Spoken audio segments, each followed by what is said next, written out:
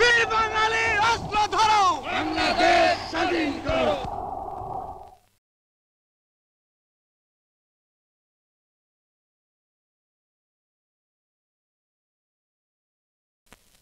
স্বাধীন বাংলার জাতির পিতা, স্বাধীন বাংলার জাতির পিতা মুজিবের পথ ধরো।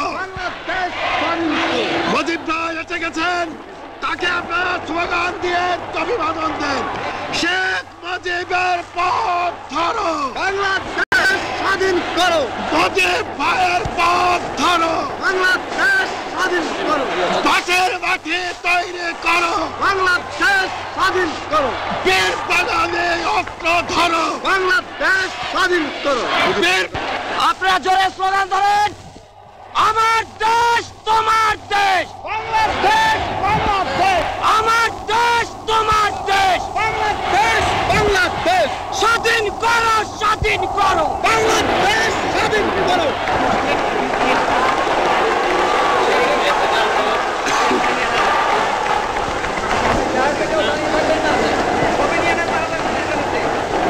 ভাইরা আমার, আজ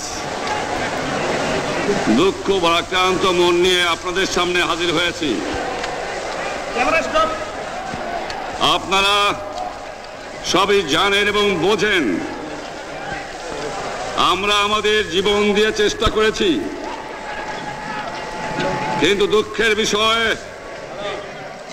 আজ ঢাকা, চট্টগ্রাম, খুলনা, রাজশাহী, রংপুরে আমার ভাইয়ের রক্তে রাজপথ রঞ্জিত হয়েছে। আজ বাংলার মানুষ মুক্তি চায়, বাংলার মানুষ বাঁচতে চায়, বাংলার মানুষ তারা আজ তার অধিকার চায়। কিন্তু দুঃখের বিষয়, আজ দুঃখের সঙ্গে বলতে হয়, 23 বছরের করুণ ইতিহাস, বাংলার অত্যাচারের, বাংলার মানুষের রক্তের ইতিহাস, 23 বছরের ইতিহাস, মুমূর্ষ নরনারীর আর্তনাদের ইতিহাস, বাংলার ইতিহাস, এদেশের মানুষের রক্ত দিয়ে রাজপথ রঞ্জিত করার ইতিহাস। 1952 সালে রক্ত দিয়েছি, 1954 সালে নির্বাচনে জয়লাভ করেও আমরা গদিতে বসতে পারি নাই। 1958 সালে আইয়ুব খান মার্শাল ল জারি করে 10 বছর পর্যন্ত আমাদের গোলাম করে রেখেছে। 1967 সালে 6 দফার আন্দোলনে 7ই জুনে আমার ছেলেদের গুলি করে হত্যা করা হয়েছে। 1969 সালে আন্দোলনে আইয়ুব খানের পতন হওয়ার পরে যখন ইয়াহিয়া খান সাহেব সরকার নিলেন, তিনি বললেন দেশে শাসনতন্ত্র দেবেন, গণতন্ত্র দেবেন, আমরা মেনে নিলাম। তারপরে অনেক ইতিহাস হয়ে গেল, নির্বাচন হলো। আপনারা জানেন দোষ কি আমাদের? আজকে আমি প্রেসিডেন্ট ইয়াহিয়া খান সাহেবের সঙ্গে দেখা করেছি, আপনারা জানেন, আলাপ আলোচনা করেছি। আমি শুধু বাংলার নয়, পাকিস্তানের মেজরিটি পার্টির নেতা হিসাবে তাকে অনুরোধ করলাম 15 ফেব্রুয়ারি তারিখে আপনি জাতীয় পরিষদের অধিবেশন দেন। তিনি আমার কথা রাখলেন না, তিনি রাখলেন ভুট্টো সাহেবের কথা। তিনি বললেন প্রথম সপ্তাহে মাসে হবে, তিনি মানে নিলেন। আমরা বললাম ঠিক আছে, আমরা অ্যাসেম্বলিতে বসবো, আমরা আলোচনা করব। আমি বললাম বক্তৃতার মধ্যে, অ্যাসেম্বলির মধ্যে আলোচনা করব। এমনকি আমি এ পর্যন্ত বললাম যদি কেউ ন্যায্য কথা বলে, আমরা সংখ্যায় বেশি হলেও একজন যদিও সে হয়, তার ন্যায্য কথা আমরা মেনে নেব। আসুন বসি, আমরা আলাপ করে শাসনতন্ত্র তৈরি করি। তিনি বললেন পশ্চিম পাকিস্তানের মেম্বাররা যদি এখানে আসে তাহলে কসাইখানা হবে অ্যাসেম্বলি। যদি কেউ অ্যাসেম্বলিতে আসে তাহলে পেশোয়ার থেকে করাচি পর্যন্ত দোকান জোর করে বন্ধ করা হবে, তারপরেও যদি কেউ আসে তাকে সন্ন্যাসার করা হবে। আমি বললাম অ্যাসেম্বলি চলবে। তারপরে হঠাৎ 1 তারিখে অ্যাসেম্বলি বন্ধ করে দেওয়া হলো। কি পেলাম আমরা? যে আমার পয়সা দিয়ে অস্ত্র কিনেছি বহিঃশত্রু আক্রমণ থেকে দেশকে রক্ষা করার জন্য, আজ সেই অস্ত্র ব্যবহার হচ্ছে আমার দেশের গরিব দুঃখী নিরস্ত মানুষের বিরুদ্ধে। তার বুকের উপরে হচ্ছে গুলি। আমরা পাকিস্তানের সংখ্যাগুরু, আমরা বাঙালিরা যখনই ক্ষমতায় যাওয়ার চেষ্টা করেছি, যখনই এদেশের মালিক হবার চেষ্টা করেছি, তখনই তারা আমাদের উপর ঝাঁপিয়ে পড়েছেন। তারা আমাদের ভাই।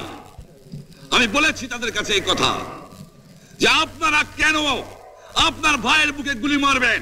আপনাদের রাখা হয়েছে যদি বহিঃশত্রু আক্রমণ করে তার থেকে দেশটাকে রক্ষা করার জন্য। তারপরে উনি বললেন যে আমার নামে বলেছেন, আমি নাকি বলে স্বীকার করেছি যে 10 তারিখে রাউন্ড টেবল কনফারেন্স হবে। আমি উনাকে একথা বলে দেবার চাই, আমি তাকে তা বলি নাই। টেলিফোনে আমার সঙ্গে তার কথা হয়। তাকে আমি বলেছিলাম, জনাব ইয়াহিয়া খান সাহেব, আপনি পাকিস্তানের প্রেসিডেন্ট, দেখে যান, ঢাকায় আসেন কিভাবে আমার গরিবের উপরে, আমার বাংলার মানুষের বুকের উপরে গুলি করা হয়েছে, কি করে আমার মায়ের কোল খালি করা হয়েছে, কি করে মানুষকে হত্যা করা হয়েছে। আপনি আসুন, দেখুন, বিচার করুন, তারপরে আপনি ঠিক করুন। আমি এই কথা বলেছিলাম। হঠাৎ আমার সঙ্গে পরামর্শ না করে বা আমাদের সঙ্গে আলোচনা না করে 5 ঘন্টা গোপনে বৈঠক করে যে বক্তৃতা তিনি করেছেন এবং যে বক্তৃতা করে অ্যাসেম্বলি করেছেন, সমস্ত দোষ তিনি আমার উপরে দিয়েছেন, বাংলার মানুষের উপরে দিয়েছেন।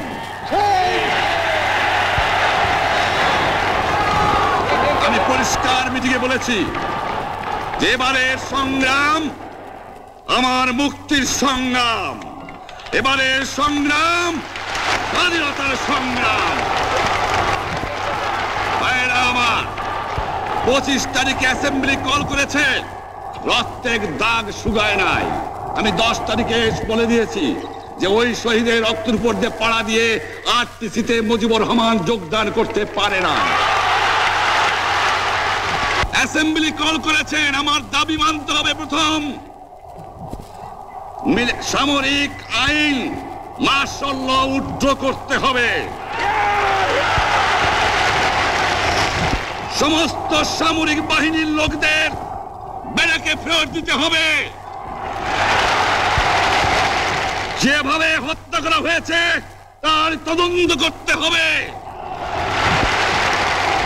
আর জনগণের প্রতিনিধির কাছে ক্ষমতা হস্তান্তর করতে হবে।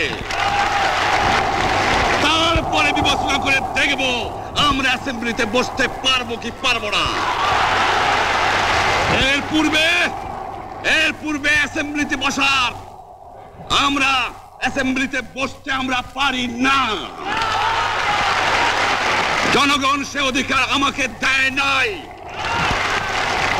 ভাইয়েরা আমার, তোমরা আমার উপর বিশ্বাস আছে? আমি প্রধানমন্ত্রিত্ব চাই না, আমরা দেশের মানুষের অধিকার চাই। আর যদি একটা গুলি চলে, আর যদি আমার লোকের উপর হত্যা করা হয়, তোমাদের উপর কাছে আমার অনুরোধ রইল, প্রত্যেক ঘরে ঘরে দুর্গ গড়ে তোলো। তোমাদের যা কিছু আছে তাই নিয়ে শত্রুর মোকাবেলা করতে হবে, এবং জীবনের তরে রাস্তাঘাট যা যা আছে সবকিছু আমি যদি হুকুম দেবার নাও পারি, তোমরা বন্ধ করে দেবে। তোমরা আমার ভাই, তোমরা ব্যারাকে থাকো, কেউ তোমাদের কিছু বলবে না, কিন্তু আর আমার বুকের উপর গুলি চালাবার চেষ্টা করো না, ভালো হবে না। 7 কোটি মানুষকে চাপায় রাখতে পারবো না। আমরা যখন মরতে শিখেছি তখন কেউ আমাদের দবাতে পারবে না। যে পর্যন্ত আমার এই দেশের মুক্তি না হবে, খাজনা ট্যাক্স বন্ধ করে দেওয়া হলো, কেউ দেবে না।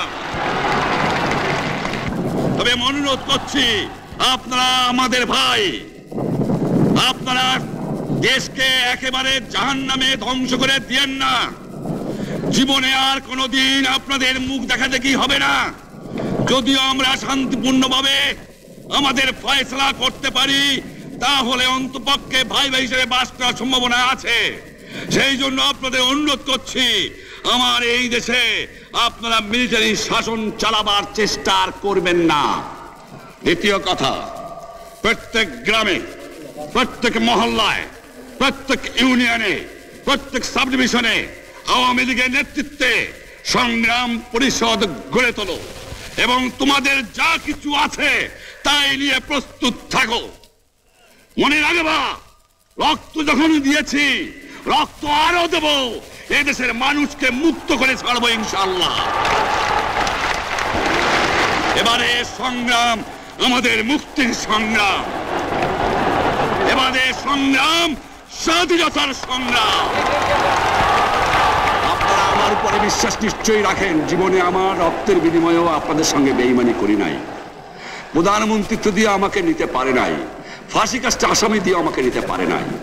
যে রক্ত দিয়ে আপনারা আমাকে একদিন জেলের থেকে বার করে নিয়ে এসেছিলেন, এই রেসকোর্স ময়দানে আমি বলেছিলাম আমার রক্ত দিয়ে আমি রক্তের ঋণ শোধ করবো, মনে আছে? আমি রক্ত তোমার জন্য প্রস্তুত। আমাদের মিটিং এইখানেই শেষ। আসসালামু আলাইকুম। জয় বাংলা।